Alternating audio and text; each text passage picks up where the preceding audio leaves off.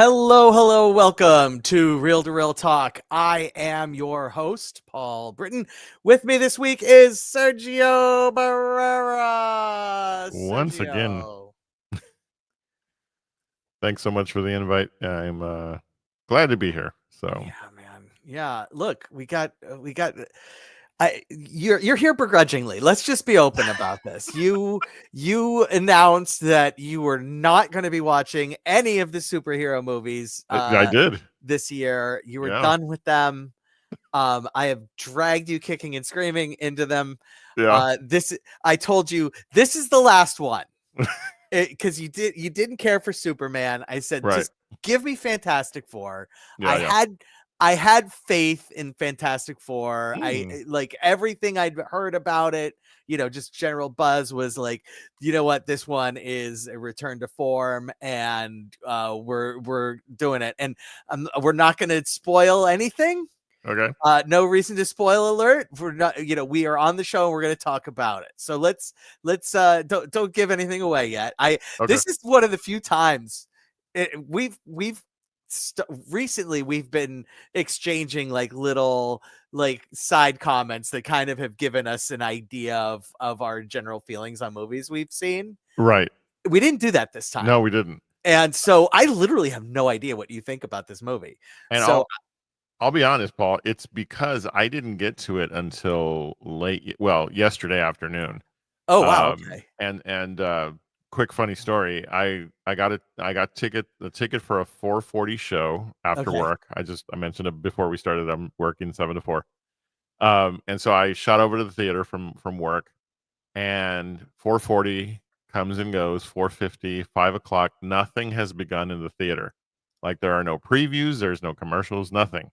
And so I walked all the way to the front lobby, and it Yeah. was like, is the 4:40 showing of? Because I was the only person in the entire theater. 465 seats. I know that because it was posted outside the door. Just me. And so I thought, well, maybe there's some, and they're like, oh, yeah, sorry. And so I walked back, and everything began. So I had my own little private show. They hit the clicker. Yeah. Remember when they were called clickers? Oh man. Yeah. All right. So you got it in under the wire. I'm glad you did. Yeah. Where was Nick Kramer for this? Oh, he invited. I was supposed to go with him on Thursday, but I had some stuff come up at church, and so I needed to be there instead. Okay. So we had the original plan to watch this together, and yeah, he's probably glad that we didn't. Did you talk to him about it afterwards or no? Just this morning, I had Okay. messaged him a one word. I'll tell you later. I messaged him a one word reaction. Okay. But he didn't get it until early this morning, he said. And so when we spoke, he was just like, okay, yeah, well, okay, cool. All right. So you're kind of, I feel like you're giving it away a little bit. All right. a So little bit, probably. yes, we are here to talk about Fantastic Four Yes. First Steps. This is the introduction of the Fantastic Four officially into the Marvel Cinematic Universe.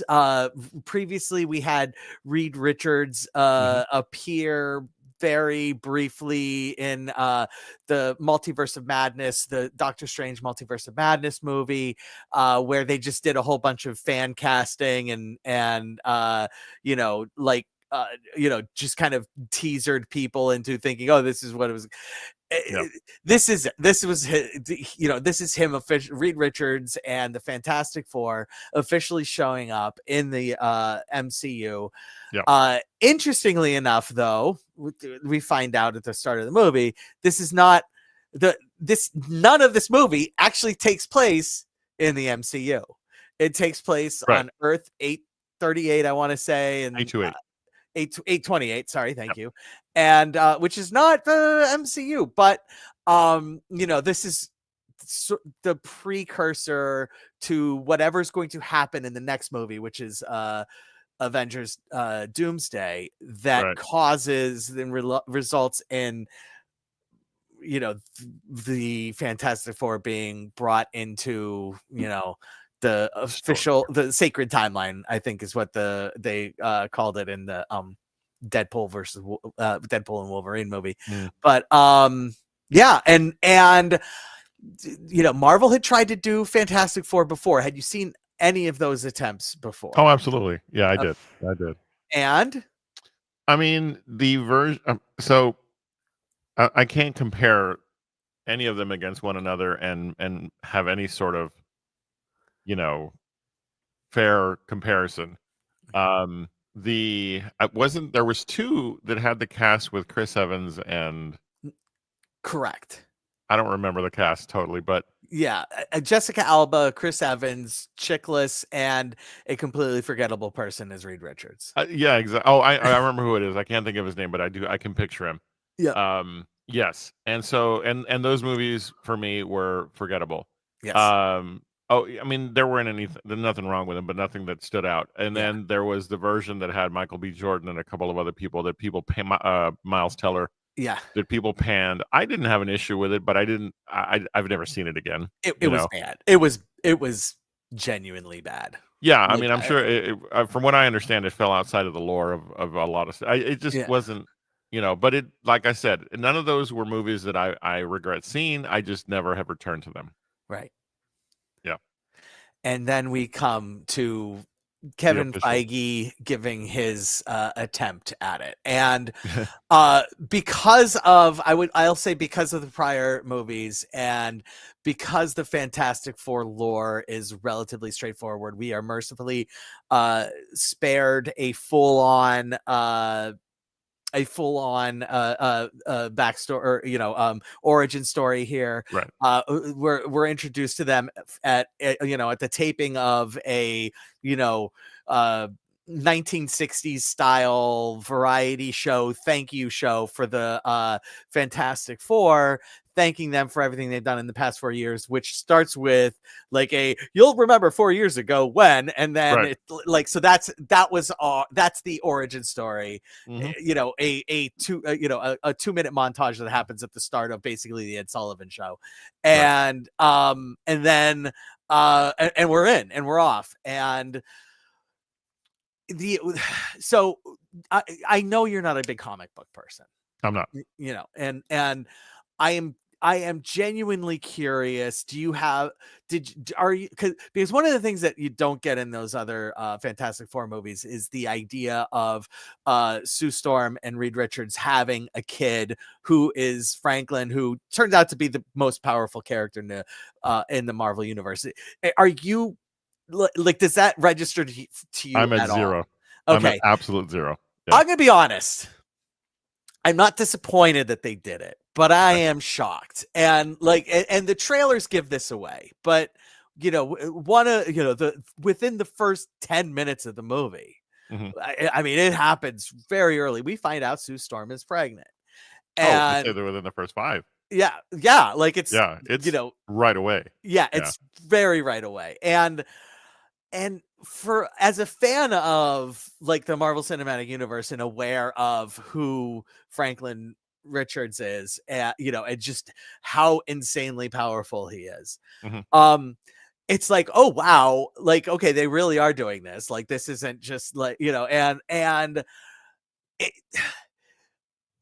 did that. Where do you, as a non-fan, where do you land on there being a baby right off the bat? I was surprised because again, the trailer gave us the fact that this was going to be a thing, so I thought it'd be somewhere midstream, in the film. Right. Um, but it was one of those things where it led to what I consider to be one of the slowest first acts of any of the MCU films ever, if not Uh, the slowest. okay, interesting. Um, so no, but because I don't have no, I could guess that there was something about this baby, you Yeah. know, but it didn't do anything to make me go like, oh, okay, cool, like I was like, all right, they're having a baby, all right, okay, cool, I'm yeah, okay. I gotta bring this up. Blair says Franklin is the Scrappy Doo of the Marvel Cinematic Universe, and I'm gonna I take slight appreciate Scrappy issue. Doo. What's that? I appreciate Scrappy Doo. Yeah, I'm gonna take slight issue with that only because Scrappy Doo is completely unnecessary, and Franklin becomes the center of so many Marvel subplots throughout the years because of how powerful he is. So it's Sure. like, if he's only the scrappy do if he was given no agency, but he's definitely given agency within the Marvel universe. So it's but I understand what he's saying. It Yeah. just in that for the longest time there was like, oh, should Sue and Richard have kids, shouldn't they have a kid, and then they have a kid and everybody's kind of like, oh well, I got he's the scrappy duo only in that a lot of fans ended up really not caring for him a lot. Oh, okay. But at the same time, like I had mentioned, the importance and his power is really important.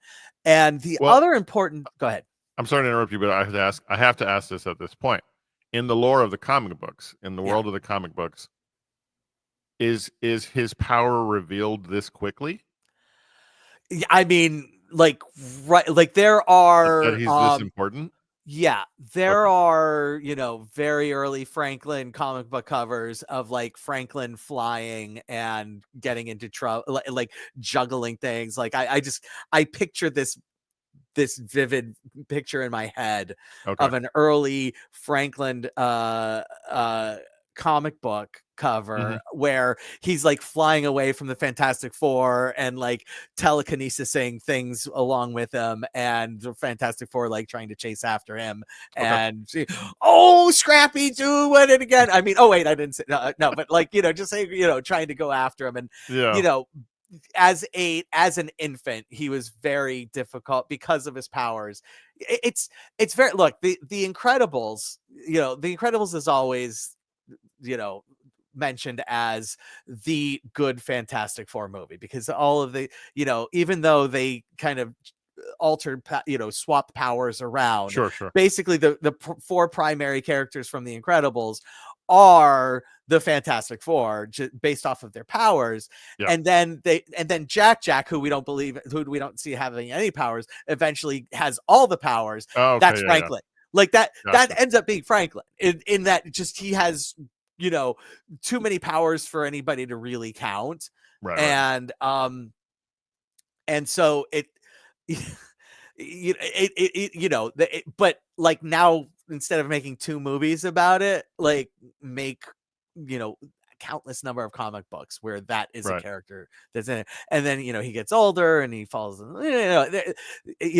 we watch him grow up in the Right. comics in essence. Gotcha. But the so that's one part about the Fantastic Four from the comics. The other thing about the Fantastic Four from the comics is they are the conduit for bringing in Galactus. And so Galactus is there's Thanos and there's Galactus, and those are just the two biggest. And by biggest I just mean like Mhm. that. And they might not be the most popular or the most famous. I would say Doom is more famous, and there are other individual villains that you could say might be more famous, but they're the biggest. Like they're the intergalactic problems that these Earth dwellers must deal with. Right. And so like me personally, like I loved Galactus growing up, and I was super excited to have another shot at having Galactus.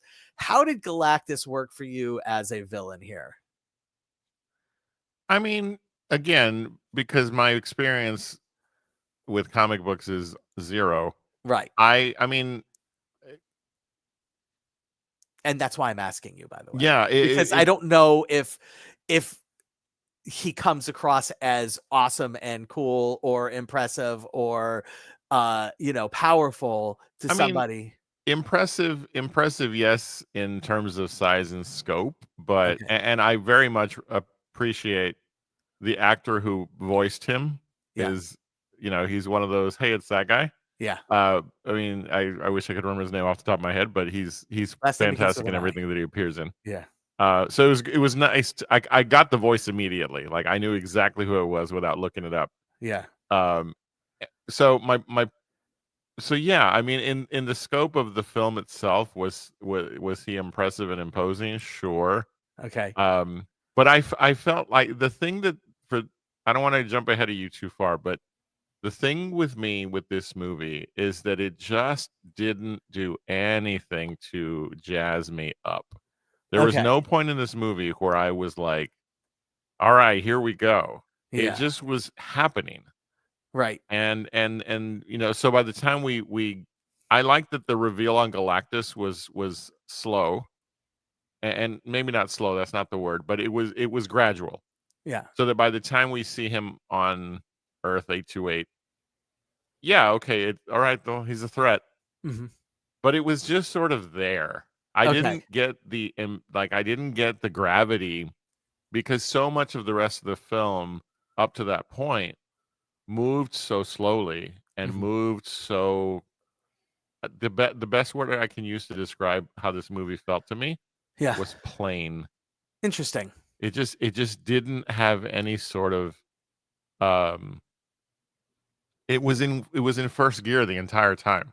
Okay. Even the action sequences didn't, because they were all so predictable. Okay. So, and we'll get to that, but Eh, um so yeah. so that's interesting because my take on that specifically, being the slow crawl to the third act, Mhm. was that one of the problems that I have found with the more recent Marvel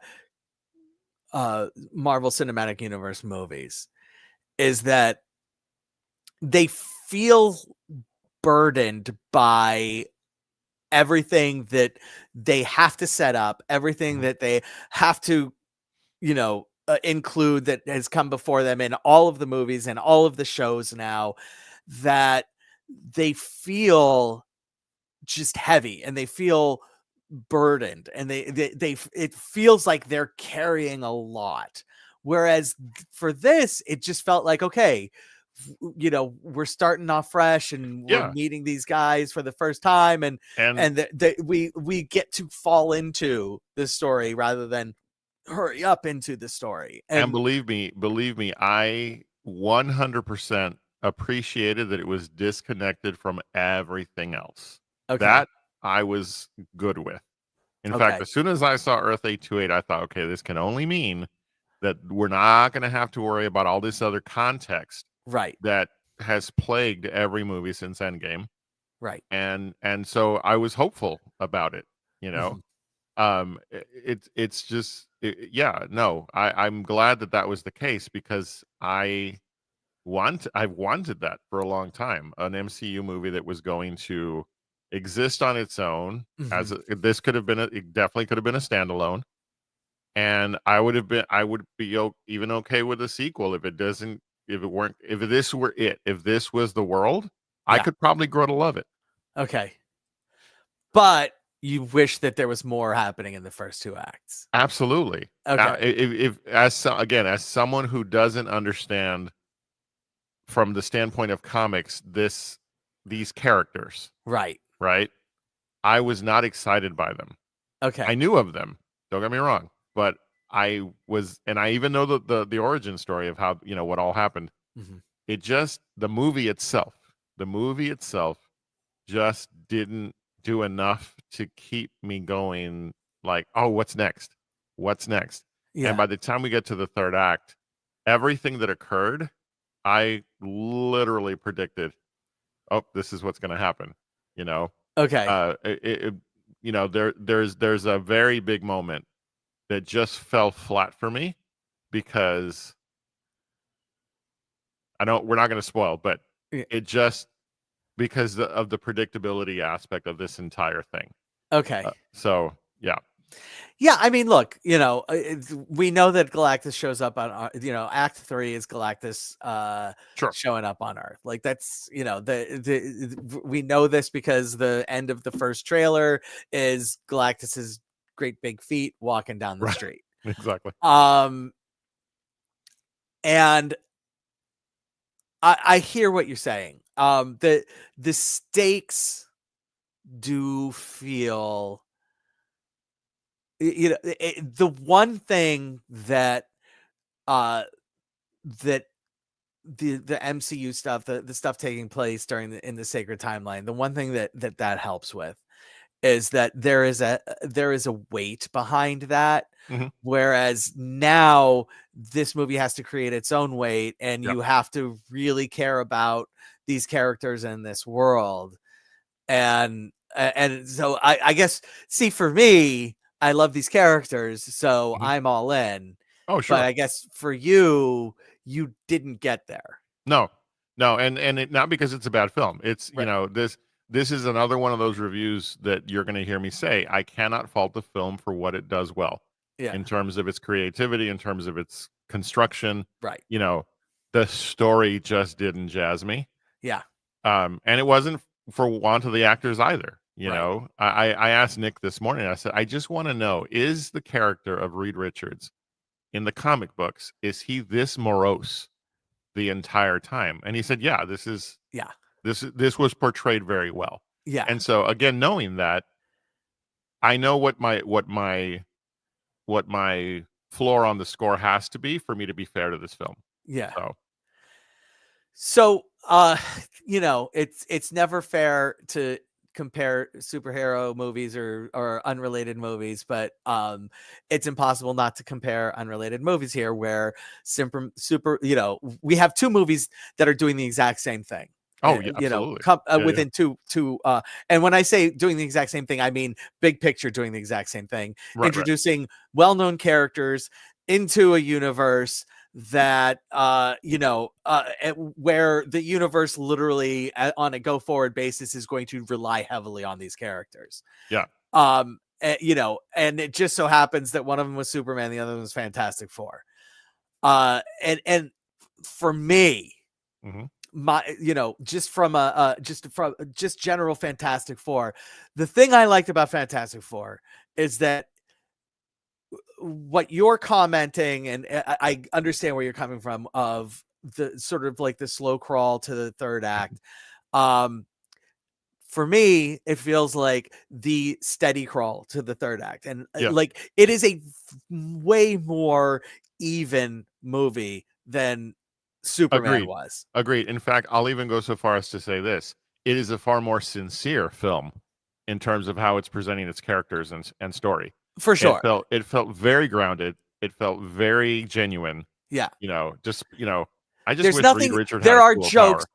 There So, are jokes, but there is nothing jokey joke. yes, Whereas absolutely. in the Ah, Superman movie, the Green Lanterns team, the Justice Group, or the Justice Gang. Yeah, the Justice Gang, are jokey joke. right. Whereas here there are jokes, but there is nothing that is jokey joke, and Exactly. I appreciated that. Indeed. And if these were the only two movies I saw all year, which they aren't, but if they were, this one by far the better film. Okay. Yeah, but I do feel like the thing that Superman did better than this was get the high notes better. Like Okay, I can agree with that. I felt like the Superman high notes were like, because ultimately, once Galactus shows up on Earth Hmm. and the Fantastic Four have to fight him, um the that's where the scale of Galactus becomes problematic for me. Not so Okay. much that it just becomes variable. It Yeah. becomes unclear. Okay, just how big is he? Because in the same hand where he holds a tree and the tree looks tiny, he also holds a baby, and the baby doesn't look significantly tinier than a tree. Right. you know and so it's like, oh, the scale Yeah. is, it's like, and that same hand is grappling the side of a building, Yeah. and it's like, but like the hand should like engulf the entire building, but I'm if so it's, glad you talked about that, because those were things that I caught that were just like, okay, there's some scale issues here. yeah. So yeah. And that's really my primary complaint about the movie, but it never, like, it's just like, okay, that's fine. Whereas in Superman, like my big complaint in Superman was that pocket universe just drove me absolutely fucking nuts, and every time they were in the pocket universe, I just wanted to go away. Right. Right. And I didn't have that moment in Fantastic Four where it Yeah. was Same. just like, oh, this is taking me out, and I want it to be done. Yeah. No. Nothing took me out of the flow. I just wanted the flow to be more. Yeah, you wanted a flow. Right. Yeah, Yeah. yeah, yeah. Interesting. Yeah. Yeah. That's right. They don't really have a fight until midway through Act 2. Yeah. Yeah, no, But and that's the thing is they, yeah, they did some interesting things in terms of because, I feel like the 2 times that we've now gotten the Silver Surfer on screen, yeah, I feel like they both fell short because they were trying to you're gonna use the Silver Surfer as what it is, a herald to what's coming, yes, right? yes, And unfortunately, it brings down what is the heart of the movie for the first 2 acts, you know?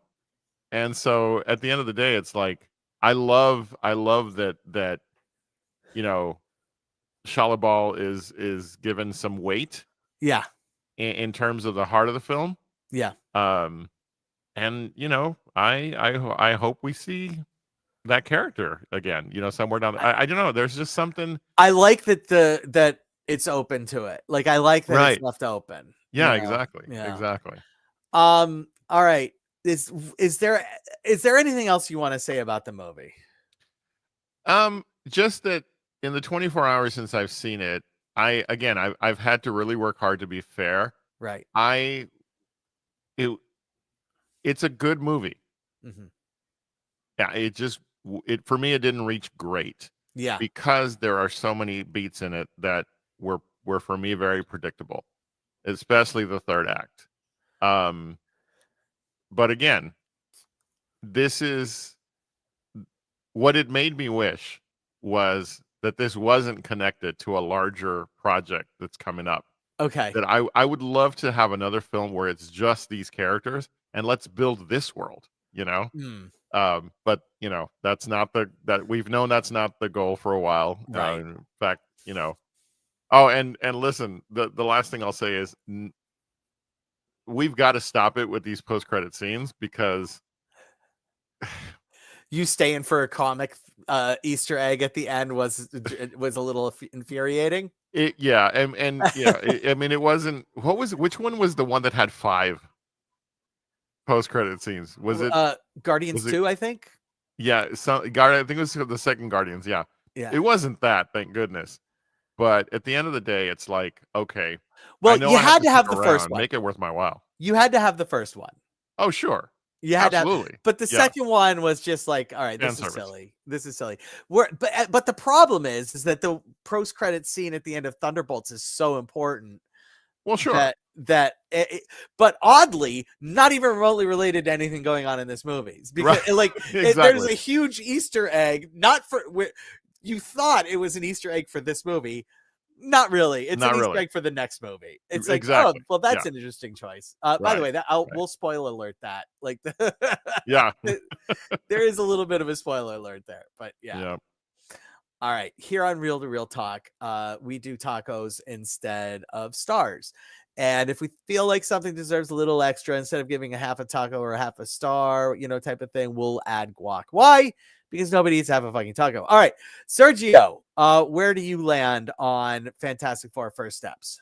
All right. Like I said, it aged better in the 24 hours since I've had time to think about it. Yeah, So for me, this was 3 tacos yeah, plus guac. awesome. Okay, I like that. Um, I'll take that. and I cannot go below that. The guac is because the the world itself was fun to watch. Yeah, And I wanted to layer in guac because I think this film cannot be faulted by my lack of understanding the lore. So okay. In 2026, we have a Spider-Man movie and we have Avengers Doomsday. Can I lure you back in for oh yeah, no, Spider-Man and absolutely. Doomsday? Yeah, Okay, I good. will All right, continue good, good. to hope that someday. Because it was touch and go there. Like honestly, I thought Yeah. you were just gonna like string me up. I say that, but Okay. then they come around and eventually I'm like, I need to do this. Like I've got to figure out, because I'm hopeful Yep. that the day will come. So So yeah. this for me, look, the reality is this is probably a four taco movie, but I'm giving it guac. Okay. You pay for the $5 for the guac and like they give you like a little tiny dollop instead of like instead of like a nice thing. Yeah. It's just like me, and it's like on the side of the plate, and it's literally like just less than an ice cream scoop Right. of Exactly. guac. And it's Yeah. like I probably regret getting the guac, and I probably regret adding guac here. Yeah. But the reality is, as a fan, God, I just had a giant fucking smile on my face the entire time Nice. on this movie. That's good. This movie really, really did a great job of, for fans who are not like, oh, well, technically the thing would have said blah, blah, blah instead of blah, blah, blee. So fuck this movie for doing that. As a fan of just, I grew up where, we had Superman on awesome Superman movies, in 78 and 81, and then nothing for 30 Yep. years after that. As a fan who had, Return of the Jedi in 1983 and talk for 15 years of they're going to do the prequels and nothing for those 15 years. As a fan of just wanting to consume geek culture, Right. this is what I want. Mhm. They gave it to me, and I'm giving them guac for giving me fair. what I wanted. That's So fair. that's where I land. Can Love you it. hang out for 1 second? Because I want you to be here for the goodbye, but I also need to do one more movie. Sure. It's going to be super fast. There's a movie on Netflix, came out in June. It's called Our Times. It's a Mexican movie, takes place in Mexico City, follows a couple who in 1966 invent a time machine. They're professors at a major university in the middle of Mexico City, who invented time machine and then come into 2025. And then there are just a never ending series of jokes about how different 2025 is from 1966. All right. Maybe the jokes are better untranslated. I sincerely doubt it. If you're going to do love spans all time, go watch The Time Traveler's Wife or About Time. Either one is going to be a much better movie. If you want to see one absolutely hysterical joke about a electric toothbrush, Our Times is the one to watch. And that's what I'll say about it. I'm giving it 2 tacos plus guac. The only reason why it's getting guac is because of the one joke that literally was like hilarious. And it's one of those things where the movie throws about 20 jokes at you and all of them are predictable and dull, and then all of a sudden they get one that's completely unpredictable, and I just didn't see coming at all because of how bad all the other jokes were, and I died laughing. And so and then it continued on with the I love it. jokes. Yeah. I love it. Now, I But may have to watch it just for that. yeah, it's So. honestly, yes, watch Our Times just for the electric toothbrush joke, and then you can just turn it off because the ending, the third act's not. It's basically it interestingly enough happens at the transition from the second to the third act, and so you can just kind of skip the third act. Like by the time that comes around exactly what's going to play out, and it plays out exactly as how you think it's going to. Gotcha. So Sergio, can you say goodbye to us? Absolutely. But first, Paul, thank you as always. It's always fun talking movies with you. So, had a great time. Quick, do we know? Do you know when? Is we have the long walk in September? So that's but that's a while away. Is there? I wish I would get here sooner. I know. I'm gonna have to take a look because I don't want to wait till September for us to talk again on camera. So, okay. What's next week? I'm just curious. It's not great. It's kind of sparse. It's The Naked Gun, which oh gosh, no. Yeah. And then so Weapons is coming out August 8th, which I am ridiculously excited for, but I don't think that's one that you care about. Actually, I disagree. I'm looking forward to that. Oh yeah. So yeah, okay. so that would be then. What is it? The week of the. So the Tuesday after. Is it the 8th is when it releases? Yeah, 8th would, so it'd be like the 11th or 12th. Okay. Yeah. Yeah. Let's make plans for that. All right. Cool. I love Excellent. it. Yeah. Excellent. All right. Well, for all of you watching, thank you so much for being here with us. We appreciate it greatly. Y'all keep taking care of Paul as time goes on. In the meantime, don't forget, you're awesome. You're amazing. And the world's a better place because you are in it. We'll see you soon. Have a good night. Thanks, everybody.